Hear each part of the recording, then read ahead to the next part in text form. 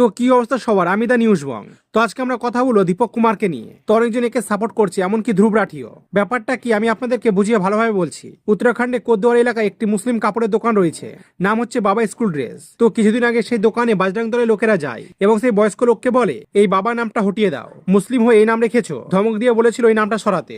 70 বছর বয়সের ওই দোকানদারের নাম ওয়াকিল আহমেদ। আর এইসব দেখে সেখানে যায় সেখানকার এক জিমের ওনার দীপক কুমার, এবং তিনি বজরং দলের লোকেদের বলে কেন তিনি এই নাম রাখতে পারবেন না। সবাই দোকানের নাম বাবা রাখতে পারে, কিন্তু মুসলিম দোকানদার রাখতে পারবে না। কিন্তু কেন? এই দোকানটা 30 বছর ধরে চলছে, কোনো অসুবিধা হয়নি, তোমরা নাম চেঞ্জ করে দেবে। এরপর বজরং দলের লোকেরা দীপক কুমারকে জিজ্ঞাসা করে তুমি কে, তোমার নাম কি? যার উত্তরে দীপক কুমার বলে আমার নাম মোহাম্মদ দীপক। অনেকক্ষণ ধরে তাদের মধ্যে আর্গুমেন্ট হয়, যেটার ভিডিও দীপক কুমার করে। তার ছোট একটা ক্লিপ আমি আপনাদের দেখাচ্ছি, একবার দেখুন। जितने वो खुली है ये बाबा सिद्धली शूज वगैरह क्या है? वो सब हिंदू की दुकान है। मुसलमान क्या हो गया? मुसलमान बाबा क्या पहचान से कीजिए, क्या पहचान अपने पहचान से कीजिए आप। ये तुम्हारी पहचान है क्या? ये बाबा हमारी पहचान है। ये क्या पहचान है? हमारी पहचान है भाई आप से क्या उनकी दुकान?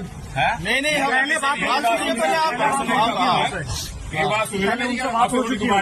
पहले बात हो चुकी है, उनके पास पहले आए थे, चेंज कर देंगे। क्या बात होगी? चेंज कर देंगे। बोला था इन्होंने, बोला था नाम चेंज करने के लिए। कल ये कोर्ट वार्ड छोड़ने के लिए बोले कोई नहीं छोड़ सकता ऐसे।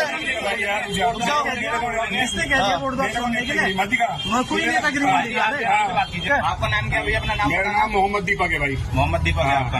এরপর রাস্তাতে ভয়ঙ্কর পরিস্থিতির সৃষ্টি হয়। শুধু দীপক কুমারের সাথ দিচ্ছিল তার একটা বন্ধু, বাকি সব বজরং দলের সদস্যরা তার উপর ঝাঁপিয়ে পড়ে।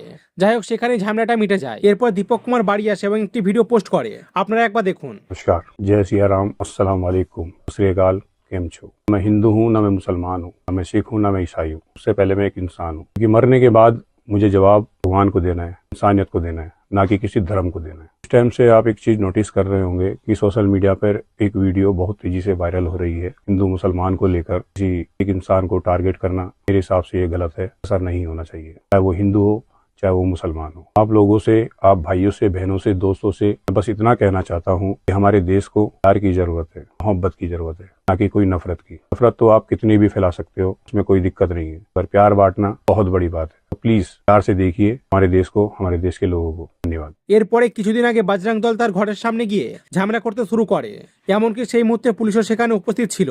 এরপর দীপক কুমার এই ভিডিওটা শেয়ার করে ক্যাপশনে লেখে মানুষত্বের শাস্তি এটা পেলাম, বজরং দলের 100 থেকে 150 জন আমাকে একা দীপককে নেওয়াতে এসেছে। আর ক্যাপশনে লেখে আমি থাকি আর না থাকি, মানুষত্ব যাতে বেঁচে থাকে। আর আপনাদেরকে বলে দিই, এই ঘটনাটা এখন সোশ্যাল মিডিয়ায় অনেক ভাইরাল হচ্ছে।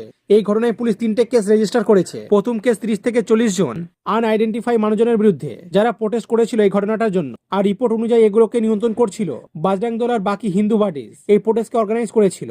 প্রোটেস্টে তারা রোড ব্লক করেছিল, স্লোগান রেস্ট করছিল, কমিউনাল টেনশন ক্রিয়েট করছিল। এই মামলায় পুলিশ কেস রেজিস্টার করেছে। দ্বিতীয় কেস রেজিস্টার করেছে সেই দোকানদার ওয়াকিল আহমেদ। তিনি অ্যাকিউজ করেন তারা গালাগালি দিচ্ছিল, জাতির উপর বেশ গালাগালি দিচ্ছিল এইসব নিয়ে। তৃতীয় কেস দীপক কুমার তার অ্যাসোসিয়েটের উপর কেস রেজিস্টার করা হয়েছে। তাদের উপর অ্যালিগেশন লাগানো হয়েছে যে দোকানে ঝগড়ার সময় তারা নাকি খারাপ ভাষা ব্যবহার করেছিল, এমনকি ভায়োলেন্সের ধমকি দিয়েছিল। এই ঘটনায় সোশ্যাল মিডিয়াতে দীপক কুমারকে অনেকেই সাপোর্ট করেছে। তার কিছু কমেন্ট আপনারা দেখতে পাচ্ছেন স্ক্রিনে। ধ্রুব রাঠি ইনস্টাগ্রাম এটা পোস্ট করে ক্যাপশনে লেখে full support to Deepak Kumar. Also Rahul Gandhi Deepak কুমারের উপর রিয়াক্ট করে বলে উত্তরাখণ্ডের দীপক হিরো ইন্ডিয়ার। দীপক কনস্টিটিউট ও মানুষত্বের জন্য লড়াই করেছে। ওই কনস্টিটিউটের জন্য with the BJP and Sangh Parivar conspiring everyday to trample underfoot. তো এটাই পুরো ঘটনাটা, যার জন্য আজ দীপক কুমার সবার কাছে এত ভালোবাসার মানুষ হয়ে উঠেছে। নেক্সট নিউজ, এক ইয়াং বয় ও তার বাবা যারা ঋতিক রোশন আর সালমান খানকে কোর্টে নিয়ে গেছেন। এই পুরো ঘটনাটা শুরু হয় যখন একজন 11 বছরের বাচ্চা মাউন্টেন ডিউ এর একটি বিজ্ঞাপন দেখে এলিজেন্টলি মিসলিড হয়। মূলত ওই ইয়াং বয় বিজ্ঞাপনটি দেখে মনে করেছিল যে এই ড্রিঙ্ক খেলে অতিরিক্ত শক্তি পাওয়া যায়। সে স্কুল ভাবলো স্কুলে দৌড় প্রতিযোগিতায় অংশ নেওয়ার আগে যদি এই ড্রিঙ্কটা খায় তাহলে তার শক্তি বাড়বে। সে ঠিক সেটাই করে। স্কুল রেসের আগে সে মাউন্টেন ডিউ খেয়েছিল, কিন্তু সে রেসে জিততে পারেনি। এর ফলে সে খুবই হতাশ হয়ে পড়ে, কারণ বিজ্ঞাপনে যে প্রতিশ্রুতি দেওয়া হয়েছিল ড্রিঙ্ক খেলে শক্তি পাওয়া যাবে তা বাস্তবে কাজ করেনি। এরপর সে তার আইনজীবী বাবার সঙ্গে মিলে কনজিউমার কোর্টে মামলা করে মিসলিডিং ক্লেমস বা বিভ্রান্তিকর দাবির অভিযোগে। তাদের এই মামলার উদ্দেশ্য টাকা পাওয়া নয়, তারা ক্ষতিপূরণ হিসেবে মাত্র 1 টাকা দাবি করেছে। তাদের আসল চাওয়া হলো অ্যাকাউন্টেবিলিটি, যাতে বোঝা যায় কিভাবে সেলিব্রিটি আর বড় অ্যাডগুলো ভুলভাবে শিশুদের প্রভাবিত করে। নেক্সট নিউজ, শেষমেশ ইউটিউব এআই স্লপ কন্টেন্টের বিরুদ্ধে অ্যাকশন নেওয়া শুরু করেছে। রিসেন্ট টাইমে এ ধরনের কন্টেন্ট ভীষণভাবে বেড়ে গিয়েছিল, যে যা খুশি বানিয়ে মানুষ ইউটিউবে সার্ভার ভরে দিচ্ছিল। কিন্তু এবার টার্নিং পয়েন্ট, ইউটিউব এখন কিছু বড় এআই স্লপ চ্যানেল ডিলিট করা শুরু করেছে। রিপোর্ট অনুযায়ী প্রায় 16টি বড় চ্যানেল সরিয়ে দেওয়া হয়েছে, যাদের মিলিয়ে 35 মিলিয়নেরও বেশি সাবস্ক্রাইব ছিল। শুধু তাই নয়, এই চ্যানেলগুলোর মোট ভিউ ছিল প্রায় 4.7 বিলিয়ন। সব মিলে প্ল্যাটফর্ম থেকে এই চ্যানেলগুলোকে পুরোপুরি রিমুভ করে দেওয়া হয়েছে। নেক্সট নিউজ, ম্যারি কম অবশেষে নিজের কিছু কন্ট্রোভার্সিয়াল স্টেটমেন্ট নিয়ে সবার কাছে ক্ষমা চেয়েছেন।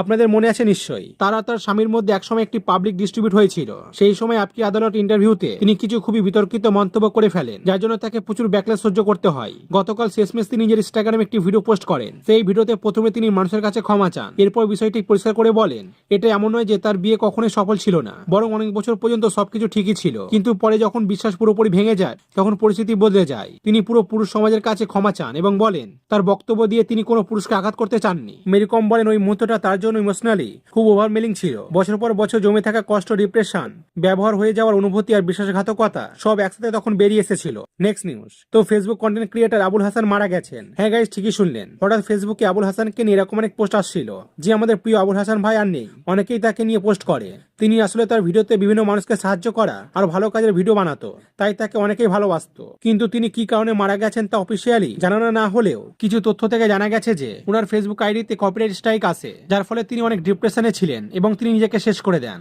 হ্যাঁ, 2 ফেব্রুয়ারি তিনি মারা যান। সত্যি তার মৃত্যুতে আমরা অনেক শোকাহত। নেক্সট নিউজ, ভারতের সুপ্রিম কোর্টে খুবই রেয়ার একটি ঘটনা ঘটতে চলেছে। পশ্চিমবঙ্গের মুখ্যমন্ত্রী মমতা বন্দ্যোপাধ্যায় নাকি নিজে দাঁড়িয়ে আদালতে একটি মামলায় চুক্তি তুলে ধরতে পারেন। অনলাইনে ছড়িয়ে পড়া তথ্য অনুযায়ী এটা যদি সত্যি হয় তাহলে কোনো বর্তমান মুখ্যমন্ত্রীর জন্য এই প্রথমে এমন ঘটনা ঘটতে চলেছে। রিপোর্ট অনুযায়ী মমতা বন্দ্যোপাধ্যায় এসআইআর এবং ভারতের নির্বাচন কমিশনারের বিরুদ্ধে নিজের বক্তব্য পেশ করতে পারেন। এই নিউজ সামনে আসতে রাজনৈতিক মহলে তীব্র আলোচনা শুরু হয়েছে। সব মিলিয়ে যদি এই ঘটনাটা সত্যি ঘটে তাহলে এটি ভারতীয় রাজনীতি ও বিচার ব্যবস্থার ইতিহাসে একটি খুবই নজিরবিহীন মুহূর্ত হতে চলেছে। নেক্সট নিউজ, সোনাম কাপুর একটি ভিডিও এখন ভাইরাল হচ্ছে। সেই ভিডিওতে দেখা যাচ্ছে তিনি প্রেগনেন্ট, কিন্তু পেটটা ঢাকেন নিয়ে এভাবেই হাঁটছেন। এটা দেখে কিছু মানুষ তাকে ট্রোল করছে আর সমালোচনা করছে। যেমন একজন লিখেছে উই ডু রিসপেক্ট, কিন্তু বুঝি না প্রেগনেন্সির সময় পাবলিক প্লেসে এত খোলাখুলি পেট দেখানোর দরকারটা কি। আর একজন লিখেছে সবকিছু ঢেকে রেখেছে কিন্তু পেটটা না, কেন? আমরা জানি সে প্রেগনেন্ট, এটা দেখানোর দরকার নেই। আর একজন ইউজার লিখেছে সব নারী তো কোনো না কোনো সময় প্রেগনেন্ট হয়, তাই বলে মিডিয়ার সামনে পেট দেখাতে হবে এমন তো কোনো মানে নেই। তো এই ব্যাপারে আপনারা কি ভাবছেন অবশ্যই কমেন্ট করে জানাবেন।